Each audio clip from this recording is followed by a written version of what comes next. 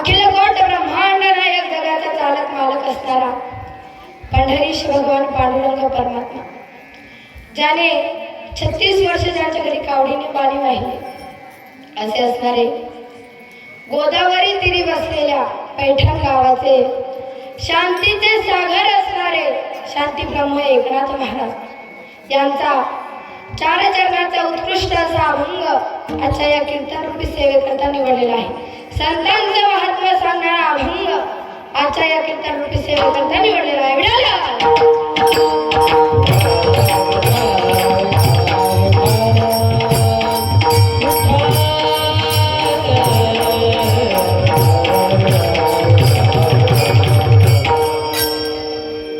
अभंगाकडे वळण्यापूर्वी अल्पसहा परिहार द्यायचा, तो म्हणजे असा: जगत चालक ब्रह्मांड नायक भगवान परमात्म्याच्या कृपेने आपल्या गावामध्ये चालू असलेला हा अखंड हरिनाम सप्ताह, या सप्ताहाच्या निमित्ताने दुसऱ्या दिवसाची सेवा कीर्तन रूपी सेवा मला मिळाली हे माझं परम भाग्य समजते. आणि ज्यांनी मला ही कीर्तन रूपी सेवा दिली तुम्ही सर्व गावकरी मंडळी सर्वांच्या चरणी नतमस्तक होते आणि कीर्तनाला सुरुवात करते. विडाला विडाला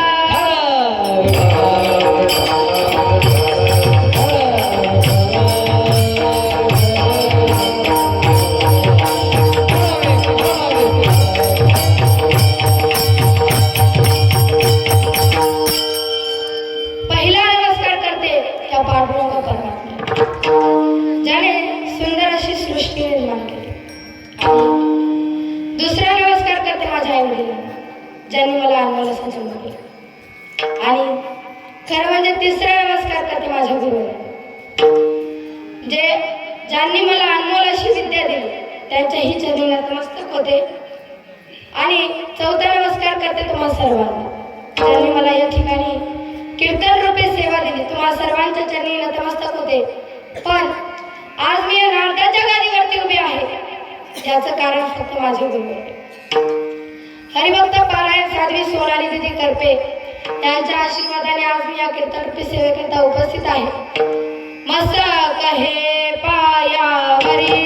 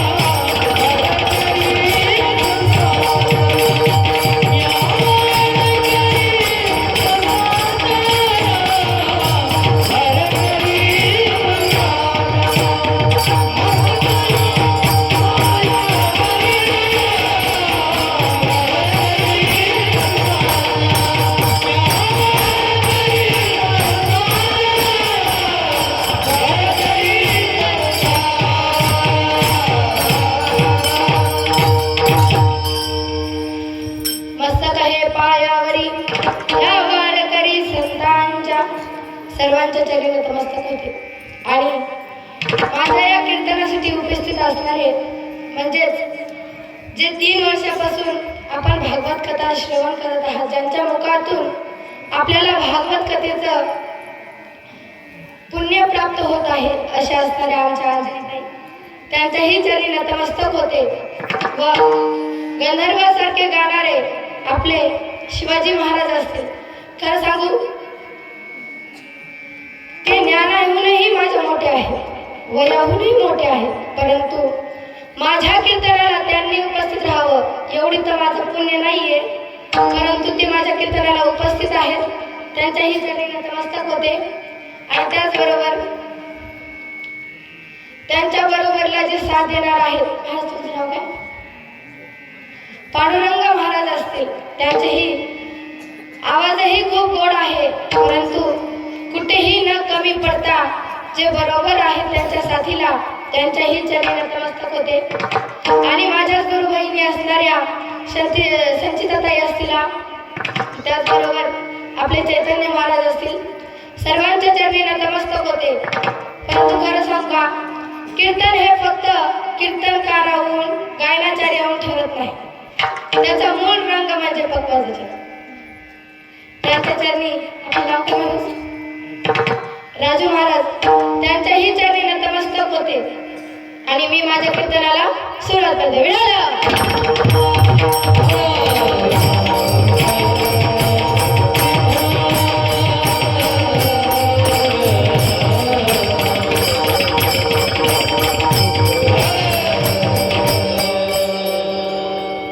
त्याचबरोबर अंजलीताई म्हणजे हे फक्त भागवताचार्य नाही तर त्यांची संस्थाही आहे.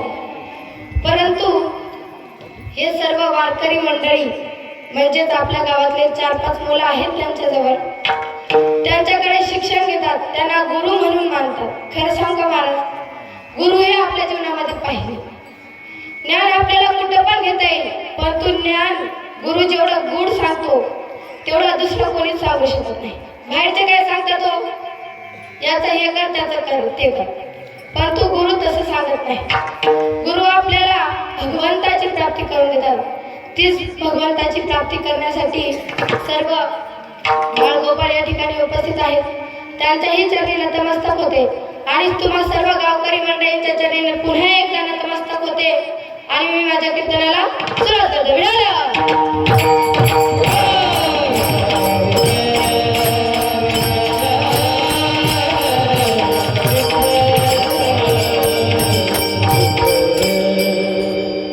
मेन मुद्दा राहिला. आले तेव्हापासून सांगायची गरज पडली नाही. आवाज किती पाहिजे, कसा पाहिजे असे असणारे 3 वर्षापासून आमच्याजवळ जे साऊंड सिस्टीमची सप्ताहाच्या तेव्हा बरोबरीला साथ देतात असे असणारे आपले मनोज दादा असतील, यांच्याही चरणी नतमस्तक होते आणि याच्या पुढे मला अशीच सेवा, अशीच मला साथ द्यावी ही भगवंताच्या चरणी प्रार्थना करते. श्री संतांची माथा चरणावरी साष्टांग हे करी दंडवत.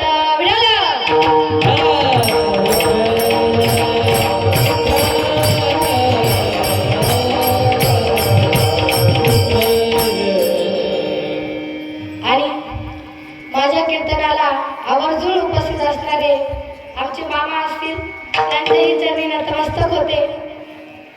असं वाटून देऊ नका तुमच्या चरणी नतमस्तक होत नाही, परंतु लहान बालक म्हणून कोणी राहिलं असेल तर सर्वांच्या चरणी नतमस्तक होते.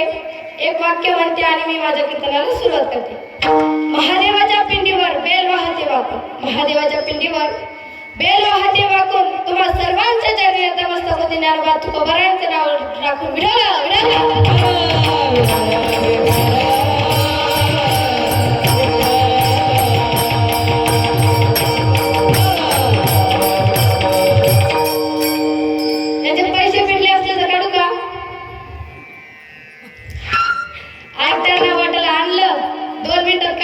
त्याचे 100 रुपये वायाला गेले.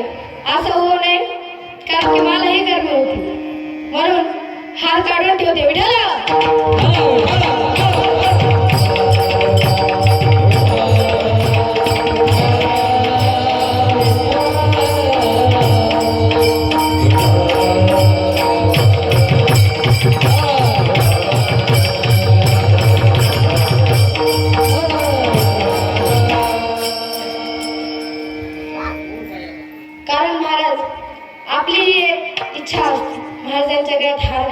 त्यांनी आपला हात 2 मिनिटं तरी ठेवला म्हणून त्यांचा मान राखून तो हात घेतला. तरी नाथ महाराज या अभंगामध्ये सांगतात, काय सांगतात? हरी प्राप्तीसी उपाय धरावे संतांचे ते पाय. तुम्हाला जर हरीची प्राप्ती करायची असेल तर संतांचे पाय धरावे लागतील. संतांचे पाय काय धरावे लागतील? त्याच्याने काय होईल? त्याच्याने काय होईल तर तेच नाथ महाराज आपल्याला अभंगाच्या दुसऱ्याच्या गावात सांगतात. काय सांगतात तो? तेने साधती साधने तुटती भवाची बंधने. त्याच्याने आपल्याला साधन साधलं जाईल आणि ते साधनाने काय होईल तर आपल्या भवाची जी बंधने आहेत ती तुटली जातील. आता एक साधक नाथ महाराजांकडे येतो. नाथ महाराजांना म्हणतो, नाथ महाराज या भगवंताची प्राप्ती करायची असेल, आपल्याला जर भगवंताची प्राप्ती करायची असेल तर दुसरं कोणाची संगत करून चालेल का? तर नाही, संतांचीच संगत आपल्याला करावी लागेल. तेच महाराजांच्या 3ऱ्या चरणामध्ये सांगत, संताविना प्राप्ती नाही ऐसी वेद नैतिक आहे. संताशिवाय भगवंताची प्राप्ती होऊ शकत नाही. आणि शेवटच्या चरणामध्ये नाथ महाराज काय सांगतो, त्याच्याने काय होईल? एवढं गूढ ज्ञान आपल्याला नाथ महाराज देतात. संतांना आपण कसं शरण जावं हे आपल्याला संत सांगतात. आणि ते काय करतात तर आपलं मनोरथ पूर्ण करतात. एका जनार्दनी संत पूर्ण करीती मनोरथ, हा झाला अभंगाचा सरळ अर्थ. पाहुणेकर सांगा, आपल्या भाषेत जर सांगायचं झालं तर या झाल्या आजच्या ठळक बातम्या.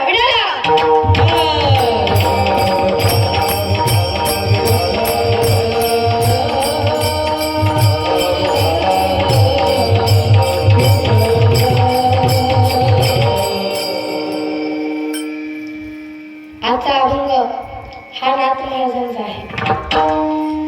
नाथ महाराज संत होते, परंतु त्रिवेणी संगम ज्यांना म्हटलं जातं ते म्हणजे नाथ महाराज. तुकोबारायांकडे वैराग्य आहे, ज्ञानेश्वर महाराजांकडे ज्ञान आहे, परंतु माझ्या नाथरायांकडे त्रिवेणी संगम पाहायला मिळतो. त्रिवेणी संगम म्हणजे काय करो, बोलत चला महिला मंडळ, बोलत चला. त्रिवेणी संगम म्हणजे काय?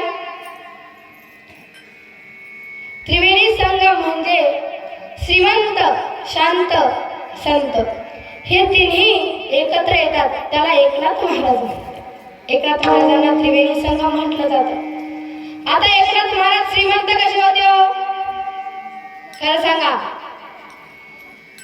महिला मंडळ तुम्हाला, तुम्ही राहू द्या, महिला मंडळ तुम्हाला विचारू का? कारण कित्येक काही किचन रूम मध्ये जात नाही, त्यांना जागेवरती ताट लागतं का? हो ना,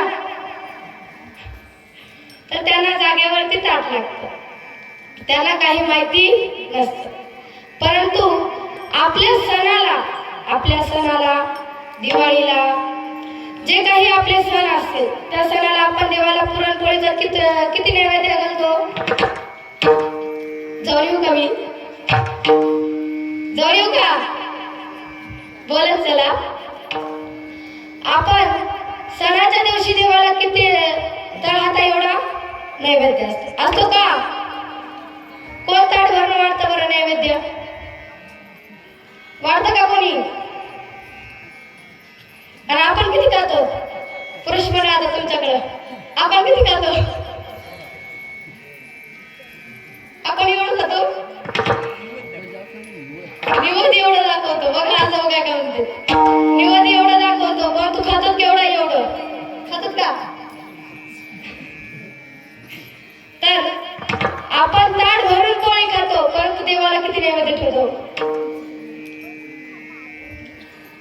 देवाला आपल्या तळहाता एवढा नैवेद्य ठेवतो, परंतु आपण 4 पोळ्या खातो. आता काही माणसं म्हणतील ही आपल्याला हे करायला लागली. आता पुरणपोळी कोणाला खावडते हो? पण तू पोळी तर खात्यात, पोळी घ्या, पुरणपोळी नका घेऊ, पोळी घ्या. मग आपण पोळी जरी असली आणि पुरणपोळी जरी असली तरी आपण किती ठेवतो? आपल्या तळहाता एवढे. परंतु नाथ महाराज हे एवढे श्रीमंत होते. नाथ महाराजांच्या घरी देवाला रोज पुरणपोळीचा नैवेद्य असायचा. एवढी नाथ महाराजांची श्रीमंती होती. विठाला विठाला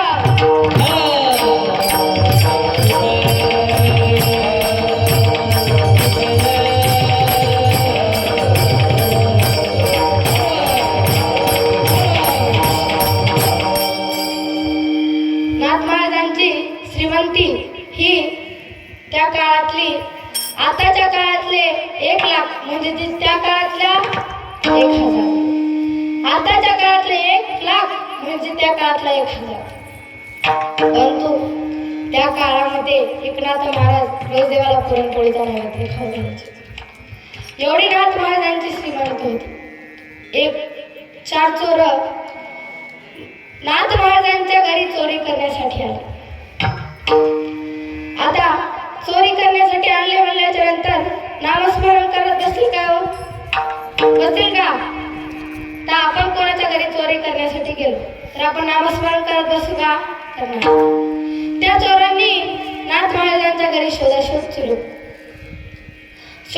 चालू केली आणि त्यांना धान्याच्या गोण्या घातल्या. धान्याच्या गोण्या घातल्या.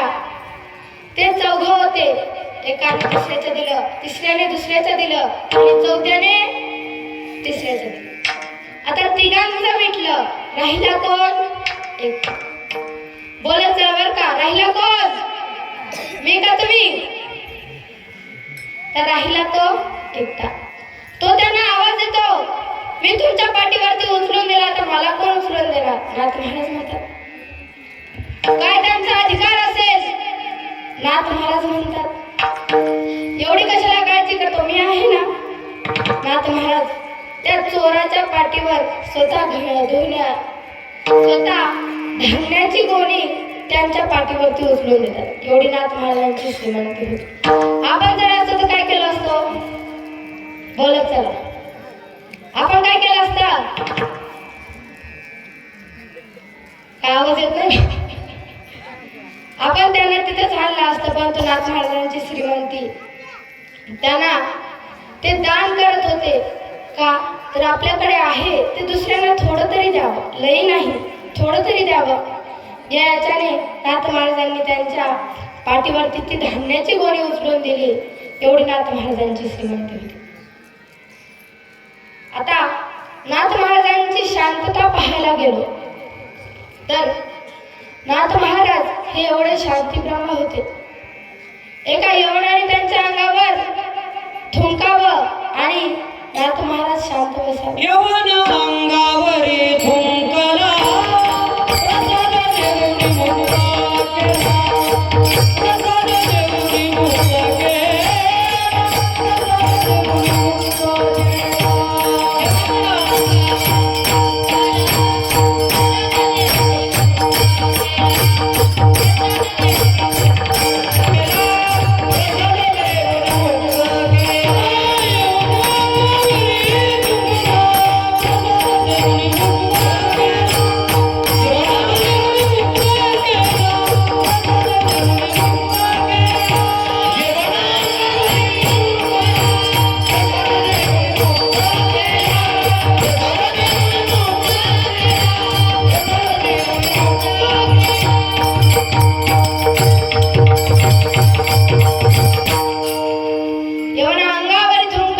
प्रसाद देऊनी मुक्त केला.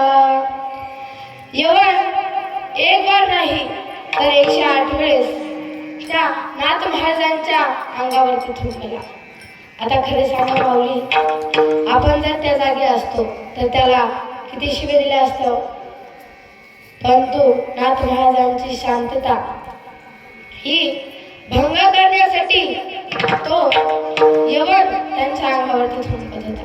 परंतु नाथ महाराज काही न बोलता, त्यांना काही न बोलता त्यांनी वरतीही पाहिलं नाही. आपल्या अंगावरती कोण थुंकतंय त्यांनी वरती पाहिलं नाही. परंतु त्यांनी तो यवन त्यांच्या अंगावरती 108 वेळेस थुंकला आणि ते 108 वेळेस थुंकला. 109व्या वेळेस नाथ महाराज त्या चिंचेच्या झाडाखालून जात होते. त्या यवनाचं तोंड सडलं. त्या यवनाचं तोंड सडलं. तो खाली उतरला आणि त्यांच्या चरणावरती नतमस्तक होऊ लागला. श्री संताची माथा चरणावरी साष्टांग करी दंडवत.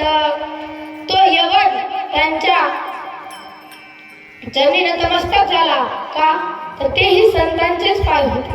परंतु नाथ महाराज संतही तेवढेच होते.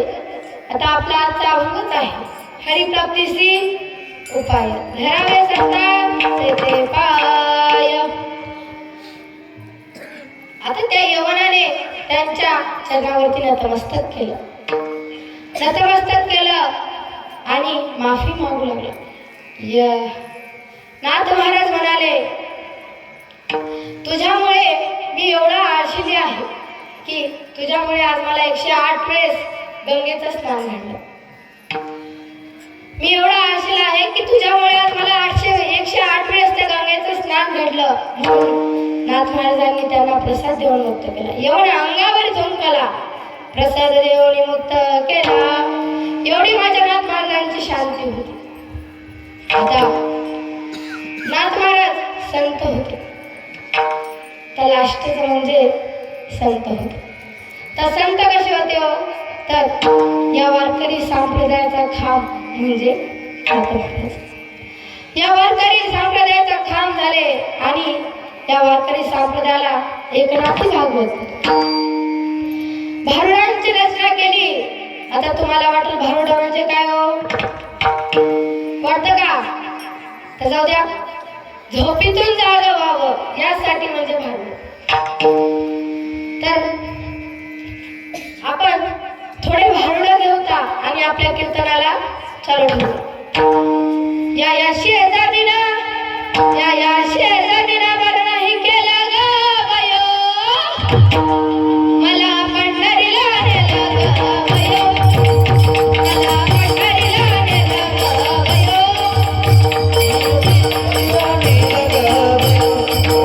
मला पंढरीला नेलं ग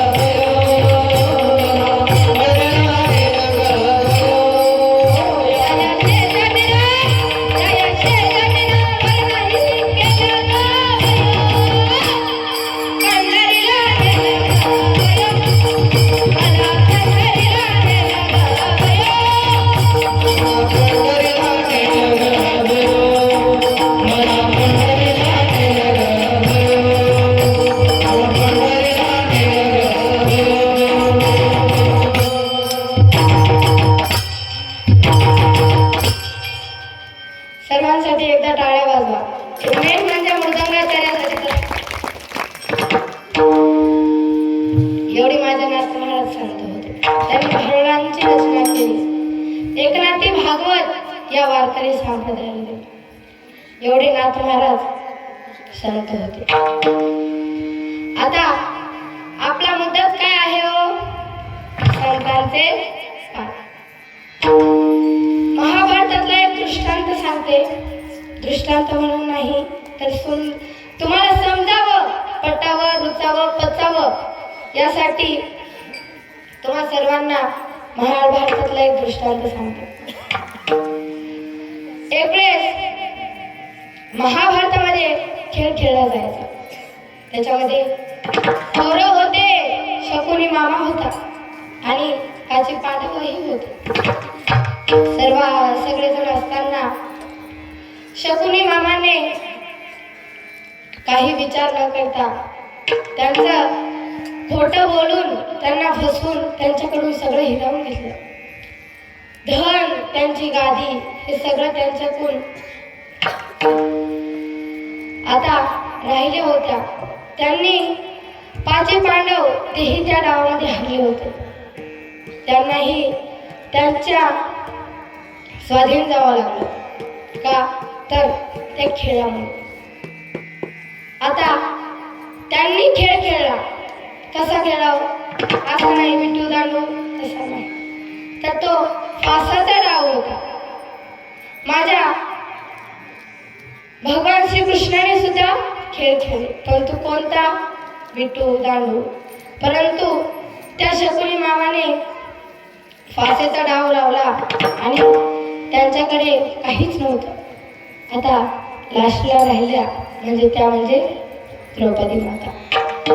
द्रौपदी माता राहिल्या आणि शकुनी मामाने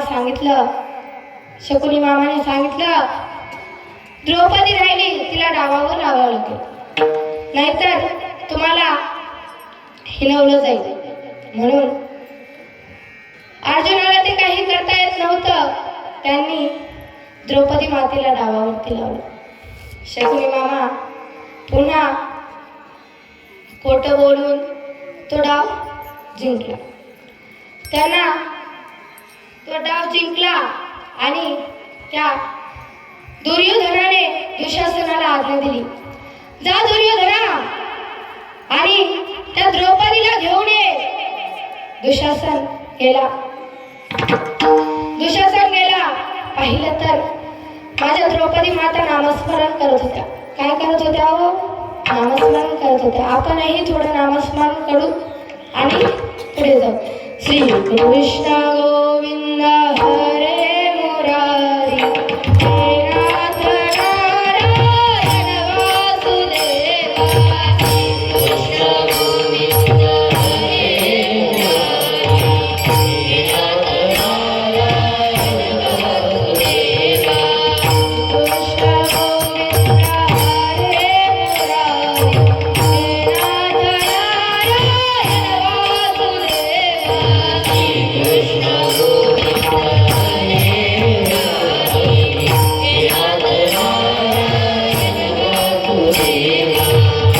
नाथ नारायण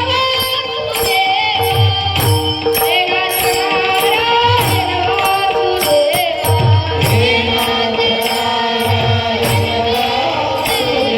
हे नाथ नारायण वासुदेवा. हे नाथ नारायण वासुदेवा. हे नाथ नारायण वासुदेवा. हे नाथ नारायण वासुदेवा. हे नाथ नारायण वासुदेवा. हे नाथ नारायण वासुदेवा. हे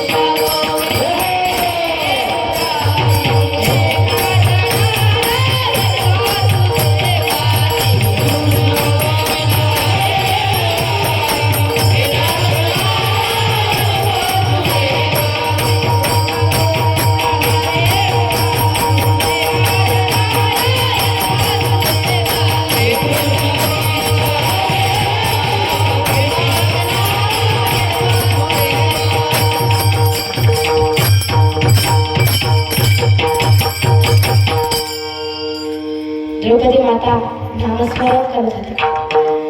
नामस्मरण करत असताना दुःशासनाने आवाज दिला, ए द्रौपदी, चल, तुला दुर्योधनाने बोलवलेलं आहे. द्रौपदी मातेला आश्चर्य वाटलं. रोज वहिनी म्हणून येणारा आवाज आज द्रौपदी म्हणून येतोय. काहीतरी झालेलं आहे. तेव्हा दुःशासन त्यांना सांगतो, तुला डावामध्ये जिंकलेला आहे. कौरवांनी तुला डावामध्ये जिंकलेला आहे. तुला भर सभेमध्ये बोलवलेलं आहे. आता भर सभेमध्ये बोलवलं म्हणल्याच्या नंतर जावं तर लागतं. द्रौपदी माता म्हणाल्या, मी नाही येणार. तेव्हा दुःशासनाने त्या द्रौपदी मातेच्या केसाला धरलं आणि वडत वडत त्या भर सभेमध्ये घेऊन गेला. त्याला दया येत नव्हती, परंतु तसा आदेशही होता. त्या दुःशासनाने द्रौपदी मातेच्या केसाला धरलं व वडत वडत त्या भर सभेमध्ये नेलं. भर सभेमध्ये नेलं. दुर्योधनाने सांगितलं, दुःशासना ओढ साडी. दुःशासना ओढ साडी म्हणल्याच्या नंतर त्या द्रौपदी मातेच्या पायाखालची जमीन हल्ली. आता ओढ साडी म्हटल्याच्या नंतर दुःशासनाला आदेश होता तसा साडी ओढायची. आता द्रौपदी माता त्या अर्जुन, भीम सर्वांकडे पाहत होत्या.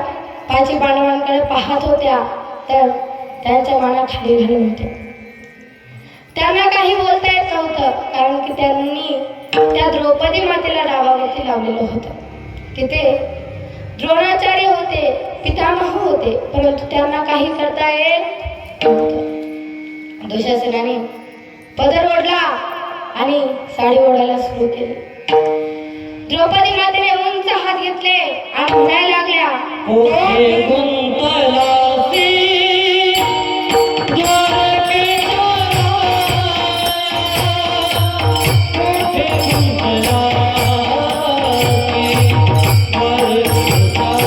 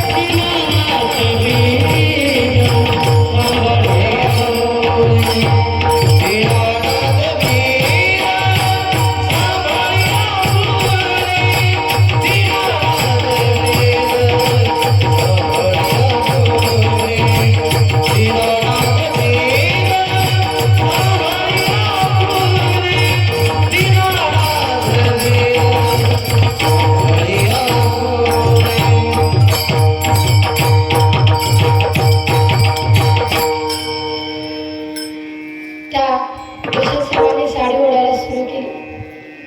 द्रौपदी मातेला कळालं आपल्याला भगवंताशिवाय कोणीही वाचू शकत नाही. तोच आपल्या मदतीसाठी धावून येणार आहे. द्रौपदी माता म्हणतात, तूफानों ने घेर लिया मुझे राह नजर ना आए, तुम बिन मेरा कौन जो मेरी बाह पकड़ ले जाए. तूफानों ने घेर लिया मुझे राह नजर ना आए, तुम बिन मेरा कौन जो मेरी बाह पकड़ ले जाए. भटक रहा राहों में बाबा भटक रहा राहों में बाबा, पार लगाओ ना. दीन मान के धारी तीनों पार चलाओ ना. मुश्किल में रास्ते राह बदलते आओ ना. दीन मान के धारी तीनों पार चलाओ ना. मुश्किल में रास्ते राह बदलते आओ ना. त्या भगवंताला हाक मारत होत्या आणि खडसाव का बायका, त्या भगवंताला फक्त तुम्ही आरोळी द्या, तो तुमच्यासाठी धावून येईल. मातीचं मडकं बनवण्यासाठी जेव्हा कुंभार येतो, त्याचप्रमाणे या भक्ताला वाचवण्यासाठी भगवंतच येतो. फक्त त्यांना संतांची संगत आणि संतांचे पाय धरावे लागतील. हेच मला दमंगाच्या प्रथम हरिभक्तीसी उपाय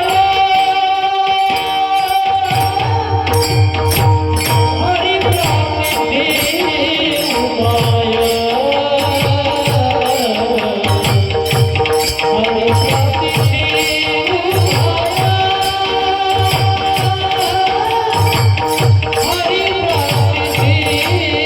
उपाय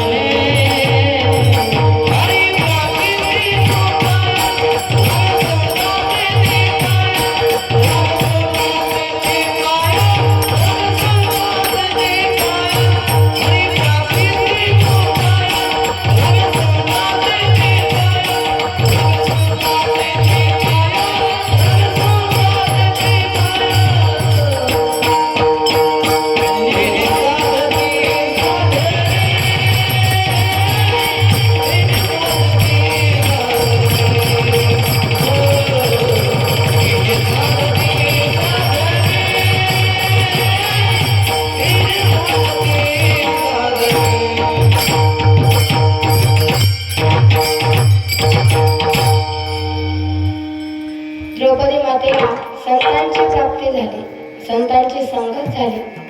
संत म्हणजेच कोणाची संगत झाली हो त्यांना, तर त्यांच्या पाची पांडवांची पतींची त्यांना संगत झाली, म्हणून त्यांना भगवंताची प्राप्ती झाली. आता तुम्ही म्हणाल ताई, तर एखाद्याचं प्राप्तीच करून द्यायची असेल, आता आपल्याला काय करायचं आहे, प्राप्ती करायची आहे, आपलं साधारण साधायचं आहे. परंतु तुम्ही म्हणशाल या हरीची प्राप्ती करण्याकरता आपण तुम्ही जर आम्हाला आमदाराची खासदाराची प्राप्ती करून दिली तर आम्हाला धन मिळेल, आम्ही मोठे होऊ. परंतु या धनामुळे कोणाचं चांगलं झाले हो हे सगळ्यांना माहिती आहे. धन कोणा कामा आले विचारून पाहावले. आता धन कोणाला कामाला येत नाही, परंतु त्याच्या मागे सगळेजण फिरतात. म्हणून तुकडोजी महाराज एका याच्यामध्ये सांगतात, काय सांगतात तो, घे घे घे हरी नाम घे, माया सारी सोडून दे.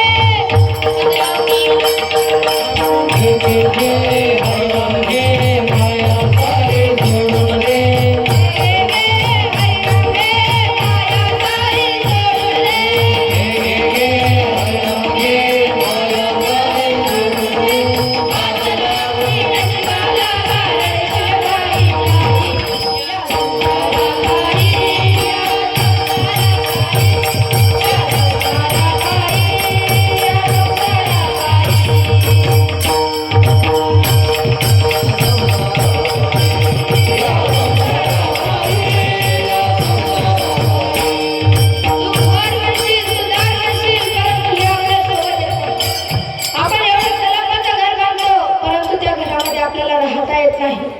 म्हणून ते घर आपण बांधतो, परंतु त्यामध्ये आपली समाधी करता येत नाही. करता येते का हो?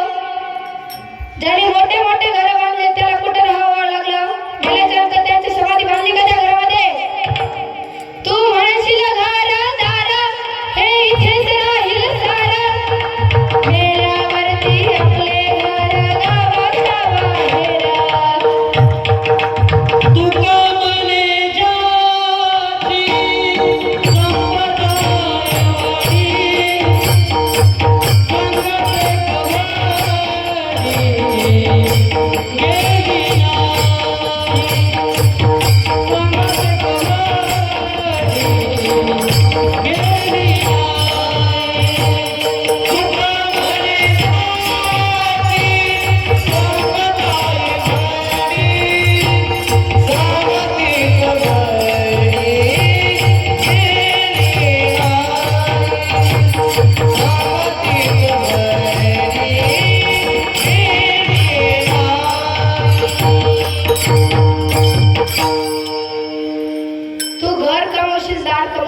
परंतु हे तुझ्या सोबत येणार नाही. आपण म्हणतो हे माझ्या बायका पोरांसाठी होईल. वाल्मिक ऋषी म्हणजेच वाल्याकुळ, त्याने त्यांच्यासाठी काय काय नाही केलं. चोऱ्या केल्या, ब्राह्मणांना मारलं, त्याने सगळं काही केलं. परंतु जेव्हा त्यांना संतांची संगत झाली, नारद महर्षींची संगत झाली, तेव्हा त्यांना कळालं आपल्या या जगामध्ये कोणीच नसतं. नाही नाही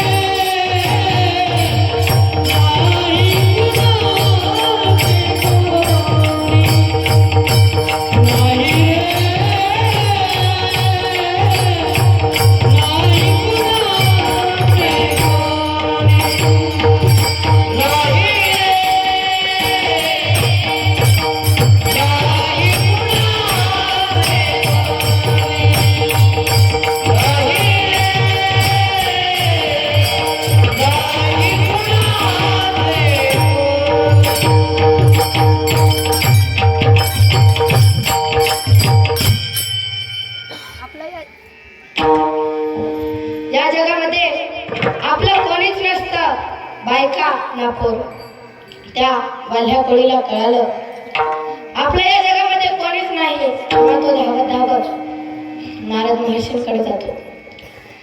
त्यांना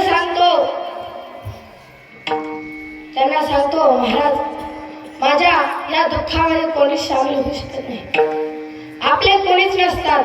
तेव्हा त्या नारद महर्षींनी त्यांना मंत्र दिला आणि त्या मायाजाळातून मुक्त केलं. हे कोण करतो तर फक्त संत. हे फक्त संत करतात आणि त्या संतांमुळे आपल्याला या भगवंताची प्राप्ती होऊ शकते.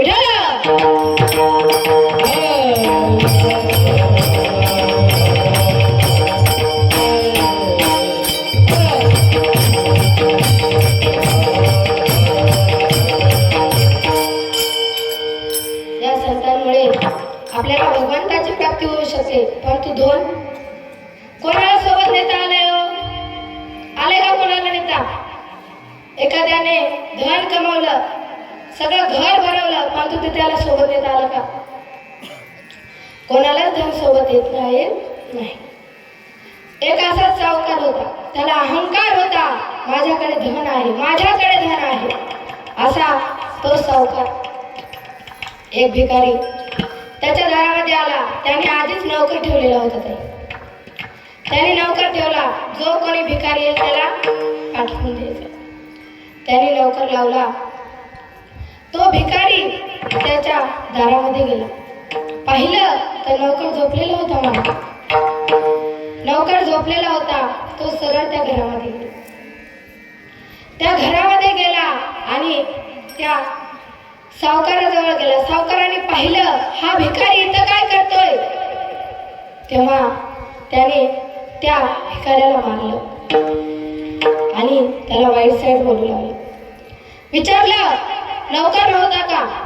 तो म्हणला होता पण झोपलेला. तर नौकर होता पण झोपलेला. तुम्ही इथं आहात पण झोपलेला असाल तर त्याचा काही फायदा आहे का? आहे का? नौकर ठेवलाय पण तो जर झोपलेला असेल तर त्याचं काही सार्थक नाही. तसं तुम्ही इथं बसलाय परंतु तुम्ही जर इथं झोपा काढल्या तर तुमची भगवंताची प्राप्ती होऊ शकते का? हो नाही. तर संत हे आपल्याला जागोजागी जागा करतात. आता जागा रे भाई नो जागा, आता जागा रे भाई नो जागा, आता जागा रे भाई नो जागा, आता जागा रे भाई नो जागा, आता जागा रे भाई नो जागा. सोनी कल्याणा रुनी भागा, आता जागा रे भाई नो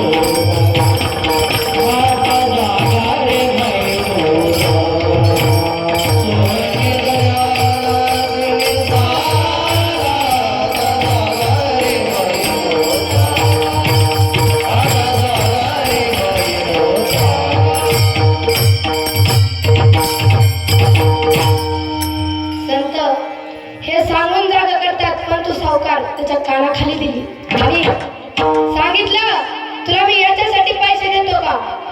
तेव्हा त्या नौकराचा थरथर कापायला लागला आणि त्या नौकराने घाईघाईमध्ये त्या भिकाऱ्याला पाठवून दिलं. तो भिकारी गेला. त्या भिकाऱ्याला मनामध्ये विचार आला या सावकाराला आपल्याला धडा शिकवावा लागेल. त्या भिकाऱ्याने जे काही आपल्याला भीक मिळेल, जे काही अन्न मिळेल त्याच्यातून एक सुई आणि दोरा घेतला. डबल त्या सावकाराच्या घरी गेला. 8 दिवसांनी त्या सावकाराच्या घरी गेला. त्या नौकराने, तो नौकर जागच होता. नौकराने पाहिलं तो चोर आला. तो नौकर म्हणाला आम्ही तुला सांगितलं होतं डबल येऊ नको का मार खातो. तेव्हा तो म्हणाला मी काही या सावकाराकडून घेण्यासाठी नाही आलो, त्या सावकाराला काहीतरी देण्यासाठी आलो. तेव्हा त्या सावकाराला आनंद झाला. त्याच्या गगनात आनंद मावेना. तो म्हणू लागला आनंदू रे आजी आनंदू रे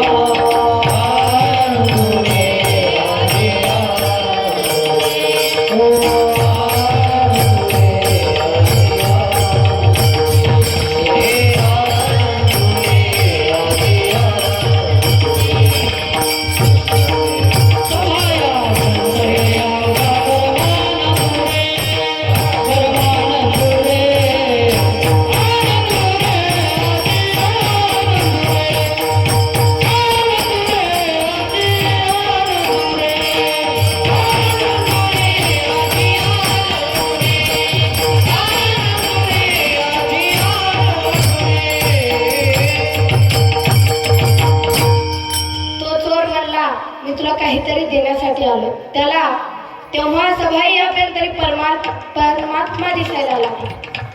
तो खुशीमध्ये दाराजवळ गेला आणि भिकाऱ्याला आतमध्ये घेतला. सांगा तुम्ही मला काय देणार आहात? आता त्याने सांगितलं, तुम्ही मला जेव्हा इथून पाठवलं तेव्हा मी स्वर्गामध्ये गेलो. स्वर्गामध्ये गेल्याच्या नंतर तिथे मला तुमचे आईवडील भेटले आणि आईवडिलांनी मला एक इच्छा मागितली. काय तर माझं धोतर जे लुगडं आहे ते फाटलेलं आहे. माझा मुलगा श्रीमंत आहे पण तो कोणाला देत नाही. परंतु तू एक काम कर, तू घे आणि त्याच्याजवळ ती नेऊन दे. म्हणताना तो मला आणून दे. म्हणून मी डबल खाली आलो आणि हे बघ तुझ्यासाठी सुईदोरा घेऊन आलो. तू हा सुईदोरा स्वर्गामध्ये जाऊन तुझ्या आई बापाला देऊन शक्य आहे का हो? आहे का स्वर्गामध्ये जायचं सुईदोरा देऊन यायचा? सर आहे का? सरांना झोप येते. तर स्वर्गामध्ये जाऊन आपण सुईदोरा देऊ शकत नाही हे त्या भिकाऱ्यालाही माहिती होतं आणि त्या सावकारालाही माहिती होतं. सावकार त्या भिकाऱ्याला म्हणाला, आधी तर तो भिकारी होता, आता काय येडा झाला का? तो म्हणाला नाही. मग तो म्हणाला, आपण काहीच वरती, तो सावकार म्हणाला, आपण वरती काहीच नेऊ शकत नाही. सुईदोरा देखील आपण वरती नेऊ शकत नाही आणि तू काय हे येण्यासारखं बोलतोय? तेव्हा तो भिकारी म्हणाला, तुला एवढं तर माहिती ना, सुईदोरा पण आपण वरती नेऊ शकत नाही. मग एवढं धान कमवून तू कुठं नेणार आहे? म्हणून काहीतरी दान धर्म करा. भिकाऱ्याला असो का श्रीमंताला असो, दान धर्म हे करावं. सत्याला दान धर्म करावं, त्याचं पुण्य हे आपल्यावर निगडीत वाढतं. ते म्हणजे दान आणि त्याच्यापेक्षा म्हणजे ज्ञानदान. धनदान करू शकतो, अन्नदान करू शकतो, परंतु ज्ञानदान हे सगळ्यामध्ये श्रेष्ठ आहे. ते ज्ञानदान करावं आणि तेच आपल्याला संत ज्ञानदान करतात. आता गुरु हे आपल्याला ज्ञानदान करतात का हो? त्यांच्याकडे जपून नाही का ठेवता येत नाही का? आपण जसं धन आपल्याजवळ जमा करून ठेवतो तसं आपल्याला ज्ञानही जमा करून ठेवता येतं, परंतु नाही. धन हे दिल्याच्या नंतर कमी होतं, परंतु ज्ञान ही एक अशी गोष्ट आहे ती दिल्याच्या नंतर वाढते. ज्ञान ही आपल्याला दिल्याच्या नंतर वाढते आणि धन हे द्यावं, परंतु ज्याला गरज आहे त्याला. सप्ताहासाठी तर धन नक्कीच द्यावं, कारण की त्या सप्ताहाचा आनंद आपल्याला 8 दिवस घेता येतो. त्या सप्ताहामध्ये दान करावं, परंतु काही लोक असे आहेत ते दान करत नाहीत. ज्ञानदान तर सोडावं, धनदान सुद्धा करत नाहीत. हे काय सोबत येणार आहे बरं? तू म्हणशील पैका अडका, हा इथेच राहील सडका, मेल्यावरती आपल्या बरोबर मातीचा एक मडका. काय येणार आहे सोबत? फक्त एक मातीचा मडका येणार आहे. काय आपल्याला सोबत नेता येतं का? नाही. तर फक्त एक मातीचा मडका फोडतात आणि ते पण आपल्या सरणाजवळ फोडतात. ते आपल्याला वरती नेता येत नाही. मग हे धन, हे प्रॉपर्टी आपण कोणाला देणार आहोत? काय म्हणतात? आमच्या मुलाबाळांसाठी. परंतु हे खरंय, आपले आईबाप आपल्यासाठी कष्ट करतात का? त्यांना वाटत नाही का आपलं पोट भरावं, परंतु त्या आपण उपाशी राहून त्या मुलांचं पोट भरतात. त्याला आईबाप म्हणतात. आणि त्या आईबापाची सेवा ही आपण केली पाहिजे. त्या आईबापाची सेवा ही आपण केली पाहिजे. तर धन आपल्याला कामाला येतं ते आपल्या मुलाबाळांसाठी. मी असं म्हणत नाही धन कोणाला कामा येत नाही. धन कामाला येतं हो, परंतु आपल्या पुढच्या पिढीसाठी. परंतु ती पुढची पिढी जर चांगली निघाली नसेल, या धनाला काय चाटणार आहेत का हो? या धनाला काय करणार? आपण धन कमवतो, त्या लेकरालाही कामाला लावतो. धन कमवतो आणि ते लेकरू जर लास्टच्या वेळेस आपली जर काठी बनत नसेल तर त्या मुलाचा काही उपयोग आहे का हो? त्या मुलाचा काही उपयोग नाही. म्हणून आपल्या सर्वांचे मुलं बाळ जे असतील ते वारकरी संप्रदायामध्ये टाका. कारण खरं सांग का महाराज, म्हणजे शेतकरी मुलगा हा आपल्या बापाला कधीच घराच्या बाहेर काढत नाही. वारकरी तर काढतच नाही, परंतु शेतकरीही आपल्या मुलाला, आपला मुलगा त्या बापाला बाहेर काढत नाही. परंतु ज्यांना नोकरी लागली, जे बाहेर राहतात, त्यांनी नक्की आपल्या आई वडिलांना आश्रमामध्ये टाकलेलं आहे. आम्ही असंच एका आश्रमामध्ये गेलो, वृद्धाश्रम होतं. तिथे गेलो आणि पाहिलं तर सगळे म्हातारे माणसं होते. तर वृद्धाश्रम म्हणल्याच्यानंतर तरुण असतील का हो? नाही. तर सगळे म्हातारे माणसं होते. मी एका बाबाला विचारलं, बाबा तुमचा मुलगा काय करतो? ते म्हणाला, माझा मुलगा इंजिनियर आहे. आता माझा मुलगा पुण्याला आहे. असं सगळ्यांनी उत्तर दिलं. माझा मुलगा डॉक्टर आहे, माझा मुलगा शिक्षक आहे. परंतु एकानेही असं उत्तर दिलं नाही, माझा मुलगा शेतकरी आहे.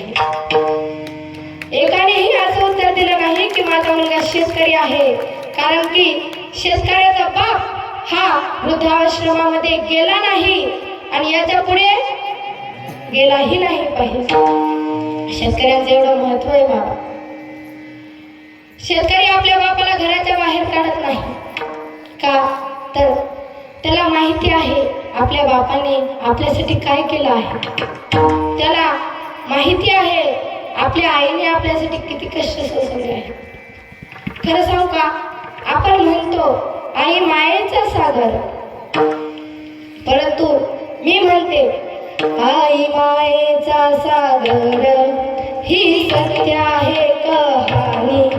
पण दुर्लक्षित बापाच्या त्या व्यथा कुणी तरी झाली. बाप नसतो कुणाच्या ध्यानी म्हणी, बाप माझा वेदनांचा धनी. माय आपल्याला सगळीकडे दिसते, माय कमवते हे सगळीकडे दिसतं, परंतु तो बाप कोणाला दिसत नाही. ज्याने आपल्यासाठी रातोरात कष्ट केले तो बाप कोणाला दिसत नाही. आई आपल्या मुलीचं लग्न असताना 4 दिवस अगोदर सगळा बाजार करून येते आणि लग्नाच्या दिवशी, खरंय का, लग्नाच्या दिवशी रडत बसते. सकाळी 7 शृंगार करते आणि संध्याकाळ झाली की डोळ्याला गळा, खरंय का. परंतु बाप जो असतो तो कुणाला दाखवत नाही. बाया 4 चौघींमध्ये राहतात, परंतु बाप कुणालाही दाखवत नाही. ती मुलगी सुखाने तिच्या सासऱ्याला जावी म्हणून तो बाप कष्ट करतो, परंतु हे कुणालाही न दाखवतो. ती मुलगी सासरी गेली की तिच्याच मंडपाच्या त्या खांब्याला धरून रडतो. बाप रडतो खांब्याला धरून, बाप रडतो मंडपाला धरून. माझ्या हृदयामधलं काळीज चाललं सोडून. बाप हा खांब्याला धरून रडतो, परंतु तो बाप कुणाला दिसत नाही. आई आपल्या सगळ्यांना दिसते, परंतु तो बाप कुणाला दिसत नाही. बाप आपल्यासाठी रातोरात कष्ट करतो. म्हणून आजपर्यंत या शेतकऱ्याचे मुलं, जी या शेतकऱ्याने वृद्धाश्रमामध्ये मुलं टाकले नाही, आतापर्यंत कोणी नाही आणि याच्या पुढेही नसून. एवढी तुम्हाला सर्वांना विनंती करते,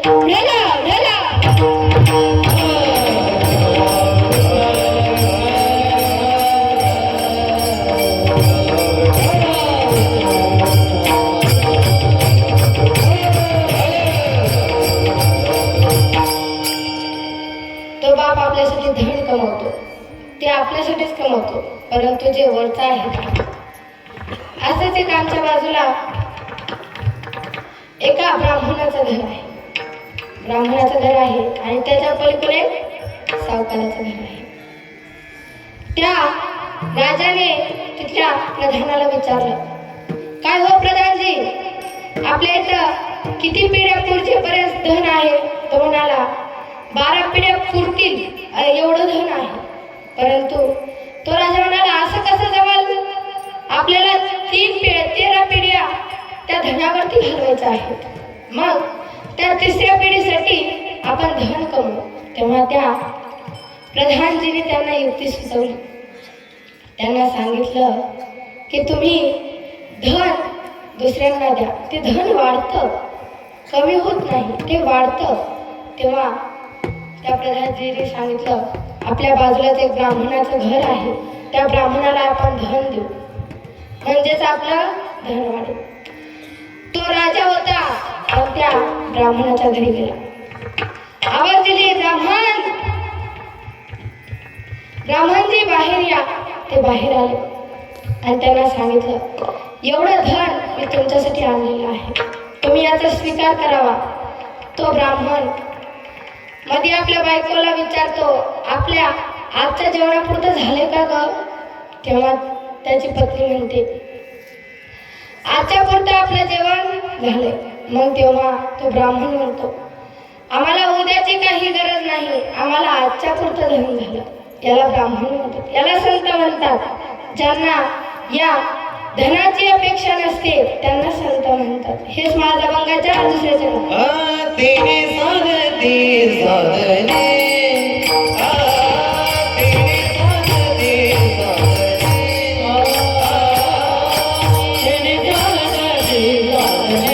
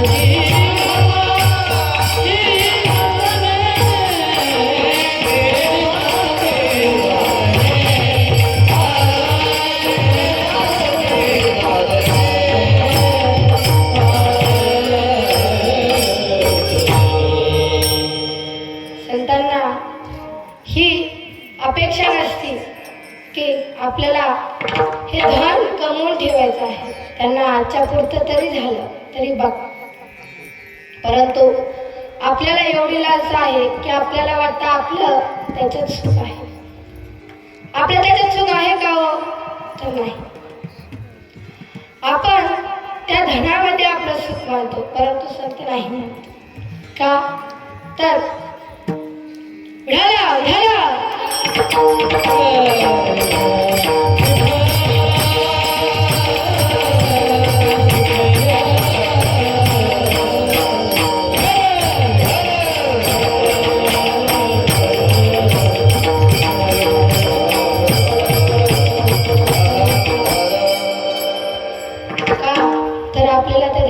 काही भेटत नाही. म्हणून त्या संतांची प्राप्ती ही आपल्यासाठी महत्त्वाची आहे. आता हरीची प्राप्ती, आता हरी म्हणजे काय हो? हरी म्हणजे काय? महिला मंडळ झोपला की काय? जागे आहात का? झोपू नका. आता या हरी या शब्दाचा अर्थ म्हणजेच सुख. हरी म्हणजे सुख. त्या सुखासाठी आपण धडपड करावं. कोणतं सुख हो? तर प्रपंचातलं सुख नाही, त्या भगवंताचं सुख आपल्याला लाभावं हेच आपलं कर्तव्य. आता महिला मंडळ आपलं सुख कसं असतं? कसं असतं? झोप लागी का? आपलं सुख हे क्षणिक सुख असतं आणि त्या सुखासाठी आपण धडपड करतो. परंतु संत नाही. संत हे हरीलाच सुख म्हणतात. त्यांना त्या हरीची प्राप्ती होते, त्यांना त्याच्यामध्ये सुख वाटतं. काय लपले हो त्या हरीमध्ये? आता आपल्याला वाटतं त्या हरीमध्ये काय ठेवलेलं आहे ते. आपल्याला जरी पांडुरंग भगवंत आवडत नसेल, परंतु त्याची पत्नी ही आपल्याला नक्की आवडते. आवडते का? त्यांची पत्नी ही आपल्याला आवडते. पत्नी म्हणजेच कोण हो? लक्ष्मी माता. लक्ष्मी माता सगळ्यांना आवडते. आपल्याला वाटतं लक्ष्मी मातेनं आपल्या घरामध्ये यावं, आपल्याला त्यांची प्राप्ती व्हावी. परंतु लक्ष्मी माता या कधीच एकट्या येत नाही. जर एकट्या आल्या तर त्या घराचा नाश होतो. जेव्हा त्या हरीची प्राप्ती होईल तेव्हा त्या सुखाची आपल्याला प्राप्ती होईल. आणि ते सुख म्हणजे आपल्याला संतांजवळच भेटणार आहे. एक साधक नाथ महाराजांकडे गेला.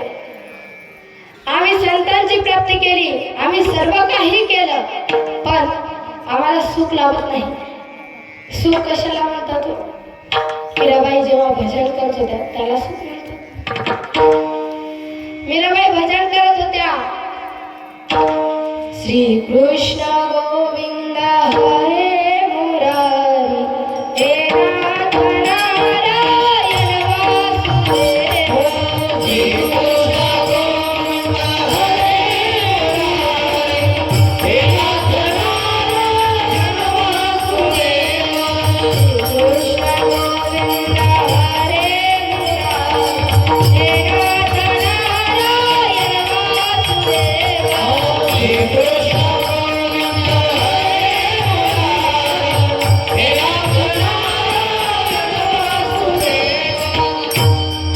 त्या भजन करत होत्या त्याला सुख म्हणतात महाराज. त्या का भजन करत होत्या बरं? त्या एका राजाची मुलगी होती, परंतु त्यांनी भजन केलं. राजाची मुलगी होती पण भजन केलं. राजाची मुलगी काय भजन करू शकते, परंतु एका वेशीच्या मुलगीने भजन करावं. एका वेशीची मुलगी भक्ती करून धन्य झाली. कानोपात्राला देवाना मंदिरात जागा दिली. भक्ती पाहून भक्ताला आला भेटाय श्रीहरी. भक्ती पाहून भक्ताला आला भेटाय श्रीहरी. धनी मलाही दाखवाना विठुरायाची पंढरी. धनी मलाही दाखवाना विठुरायाची पंढरी. त्या वेशीला भगवंत, त्या वेशीच्या मुलगीला भगवंताची प्राप्ती होऊ शकते. त्या वेशीच्या मुलगीला देवाच्या मंदिरात जागा भेटू शकते, तर आपल्याला का नाही भेटणार? म्हणून संतांची प्राप्ती करणं हे या जीवासाठी महत्त्वाचं आहे. हा देह जे आहे तो आपल्याला सहज मिळत नाही.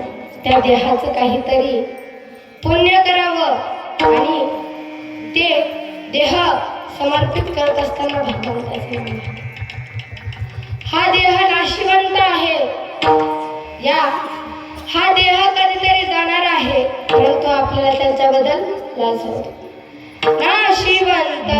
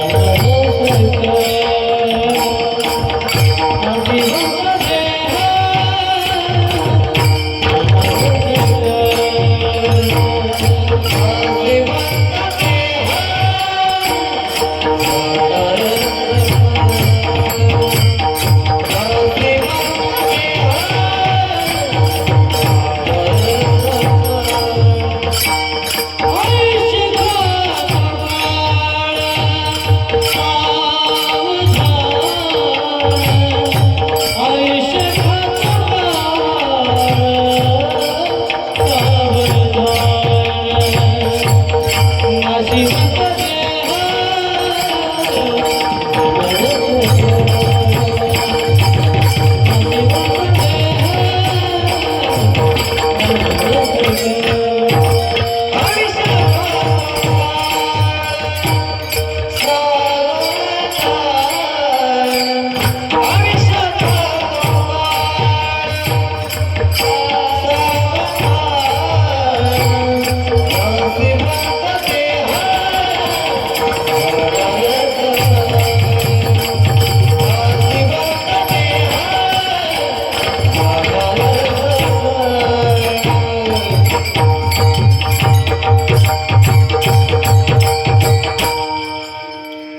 जे नाशवंत देह आहे ते जाणार आहे.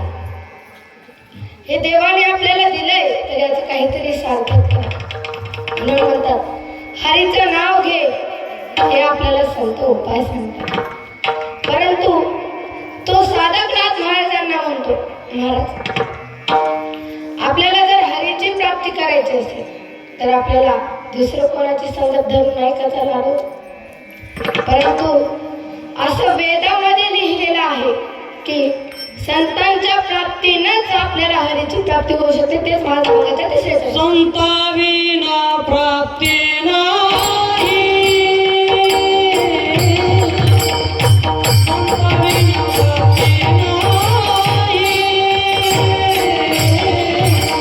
संताविना प्राप्ती नाही.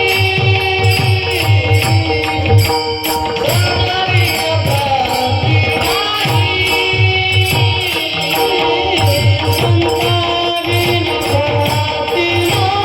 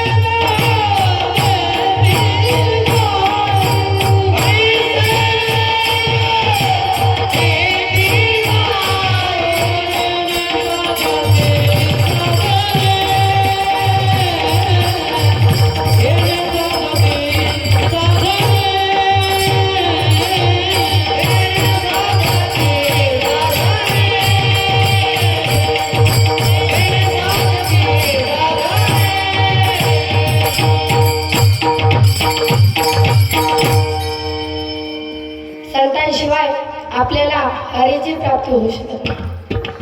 आणि ते संत आपल्याला काय उपदेश देतात तर नामस्मरण करा. आपण सगळ्यांनी वरती हात घ्यायचे आहे आणि 2 मिनिटं नामस्मरण करायचं आहे. सर्वांनी हात वरती घ्या. वाटलं तर अर्धा पाकिट तुम्हाला हात वरती करा.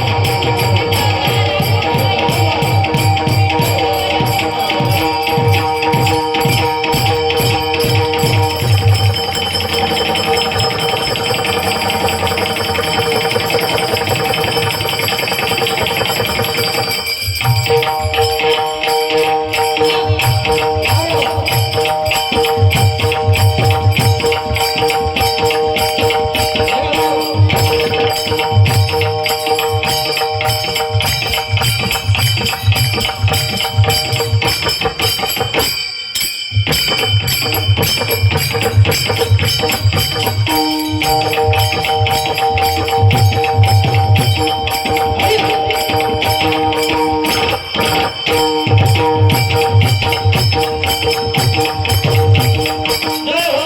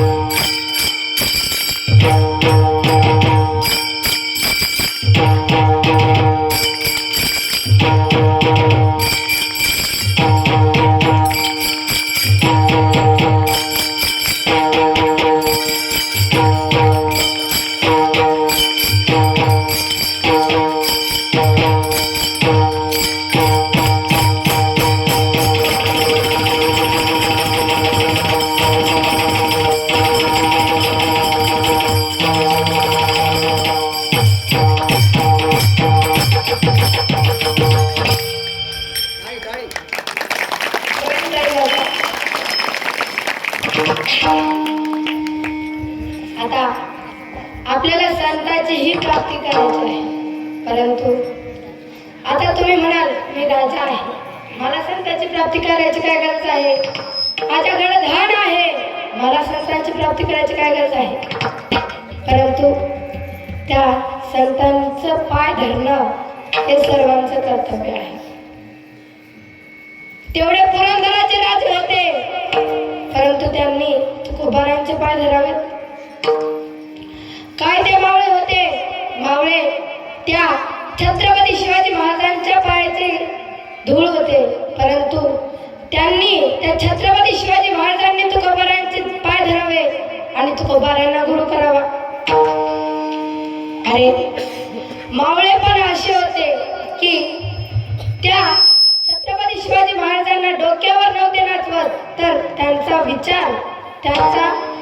विचार जो आहे तो आत्मसात करायचे. परंतु आताचे मावळे कसे येतो?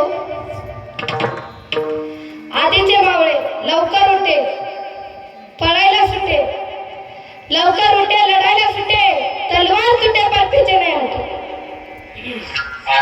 तर आताचे कसे झाले? उशिरा उठे, पोरी माग सुटे, थोबाड फुटे पर पीछे नाही हटे. आताचे मावळे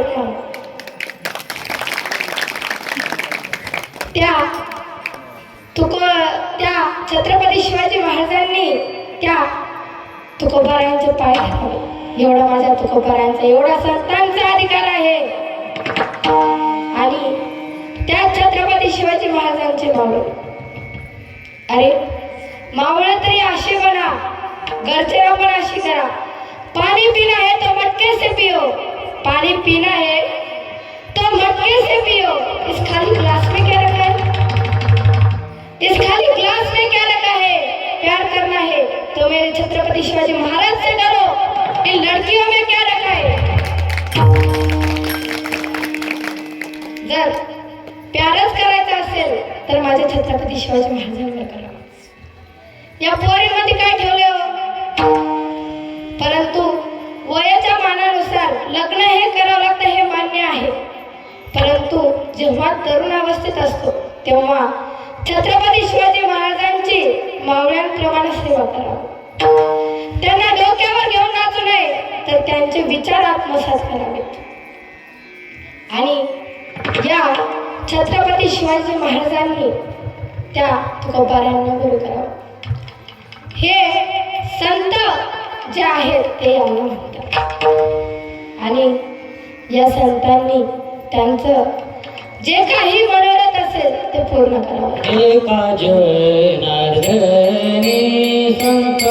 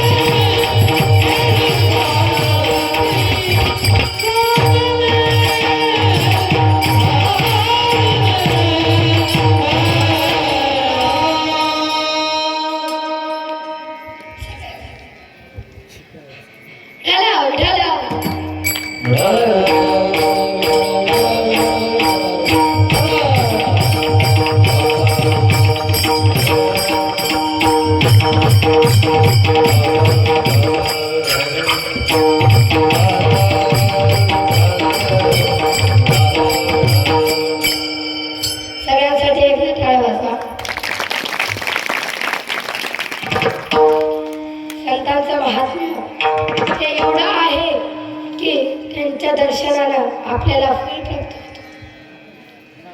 त्या फळाची अपेक्षा ही आपण त्यांच्याकडून करू नये, परंतु सगळ्यांना कळावं की त्या संतांचे पाय धरल्याच्या नंतर आपल्याला काय भेटणार? संत हे सगळ्यांचं मनोरथ पूर्ण करतात. आता काय माणसं असं असतात, ते म्हणतात आम्हाला संत भेटत नाही. खरं आहे, संत भेटत नाही. संत असतात पण ते आपल्या दृष्टीला पटत नाही. जे चांगलं असतं त्यांना वाईट म्हणतात आणि जे वाईट आहेत त्यांना चांगलं म्हणतात. तसं जमत नाही. परंतु संत हे आपलं मनोरथ पूर्ण करतात. आता तुम्ही म्हणाल तुम्ही कशावरून सांगता? संतच हे आपलं मनोरथ पूर्ण करतात. संतांची प्राप्ती जर आपल्याला झाली तर आपण भगवंताची प्राप्ती नक्कीच होईल. परंतु ते संत भेटणं हे खूप अवघड आहे. कारण संतांचा हा जन्म या सर्व जगाकरिता आहे. जगाच्या कल्याणा संतांच्या विभूती, जगाच्या कल्याणा संतांच्या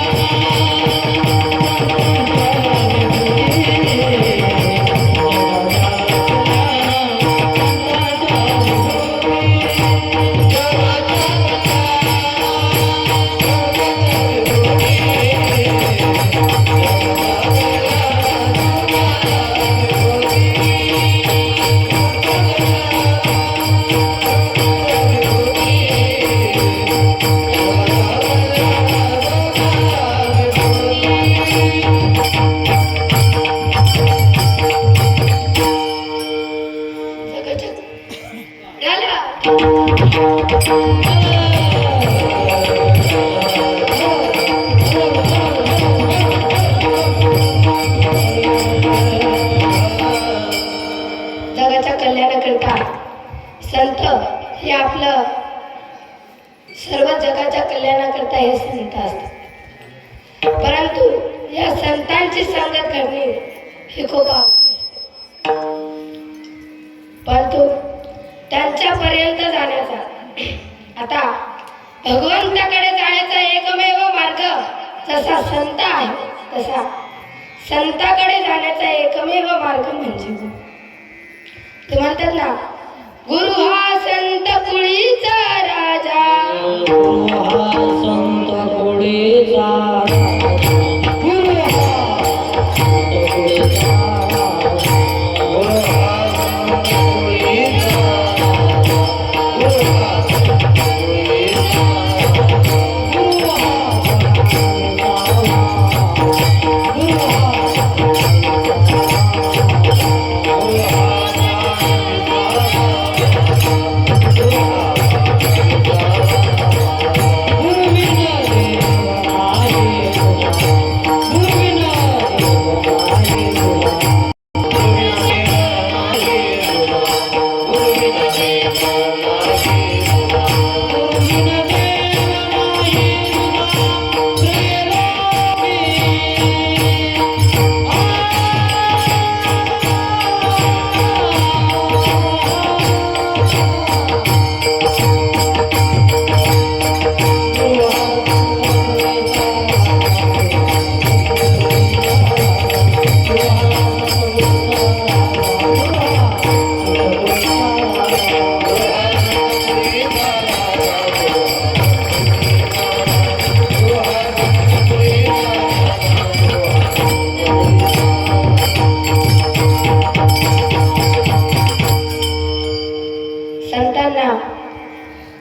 आता संत हे राजा आहेत, परंतु त्या राजाचाही राजा म्हणजे गुरु.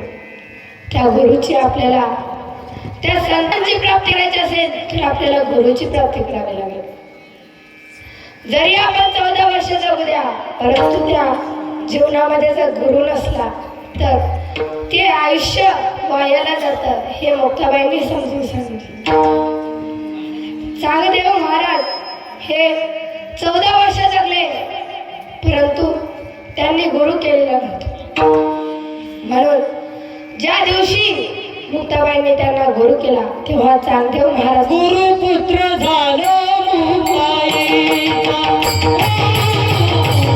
गुरुपुत्र झालो मुक्ताईचा.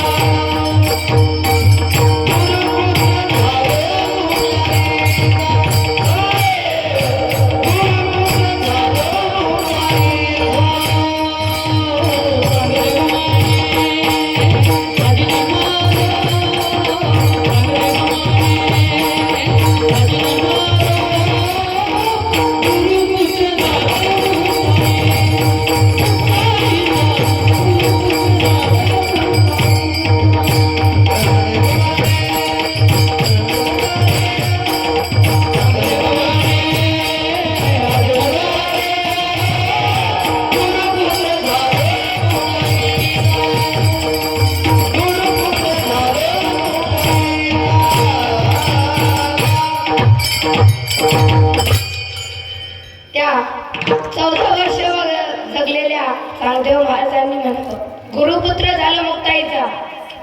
म्हणून गुरु हा जीवनामध्ये करावा. त्या गुरुमुळे आपल्याला संतांची प्राप्ती होईल आणि त्या संतांमुळे आपल्याला भगवंताची प्राप्ती होईल.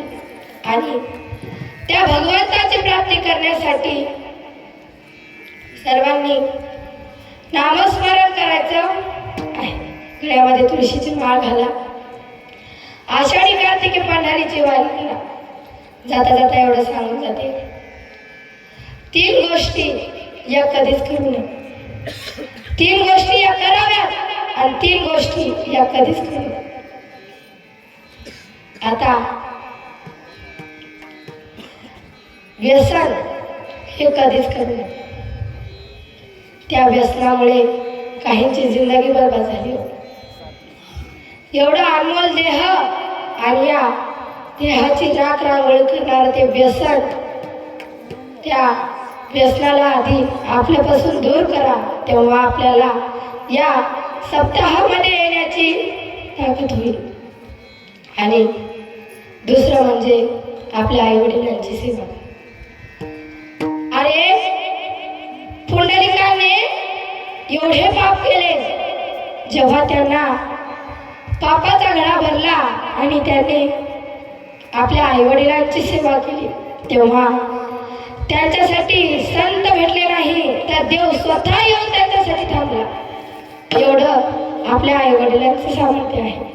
म्हणून त्यांची सेवा करा. आणि तिसरं म्हणजे आता आपल्या सगळ्यांना वाटतं गाथा वाचावा. आता महिला मंडळ काही आहेत, पुरुष मंडळही आहेत. आपल्याला वाटतं सप्ताहामध्ये ज्ञानेश्वरी वाचावी, गाथा वाचावा, परंतु तो गाथा वाचण्यासाठी, तो गाथा माथात घेण्यासाठी आपल्याला शिक्षण पाहिजे.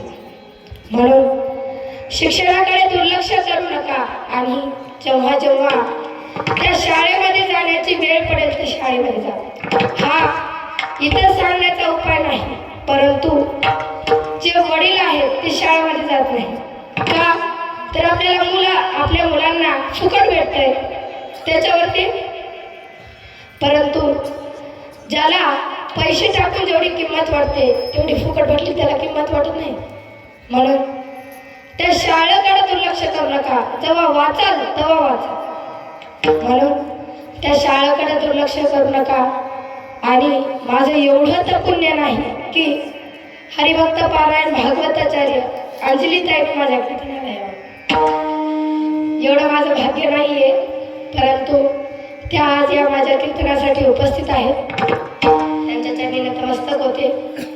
आणि ज्यांनी मला गायनाची साथ दिली असे असणारे सर्व गायनाचार्य, त्यांच्याही चरणी नतमस्तक होते आणि विनेकरी बाबाच्या चरणी नतमस्तक होते, म्हणजेच माझ्या आजोबांच्या चरणी नतमस्तक होते आणि इथं बसलेल्या माझ्या गावकरी मंडळी असतील सर्वांच्या चरणी नतमस्तक होते, माझ्या मामांच्या चरणी नतमस्तक होते, माझ्या आई वडिलांच्या चरणी नतमस्तक होते, इथं बसलेल्या सर्वांच्या चरणी नतमस्तक होते. जे वट्यावरती बसून कीर्तन ऐकतायत त्यांच्या चरणी नतमस्तक होते, जे घरी झोपून कीर्तन ऐकतात त्यांच्या चरणी नतमस्तक होते, जे घरी बसून कीर्तन ऐकतात त्यांच्या चरणी नतमस्तक होते, जे मंडपात झोपले होते त्यांच्या चरणी नतमस्तक होते आणि माझ्या कीर्तनाला पूर्ण विराम देते. ज्ञानेश्वरा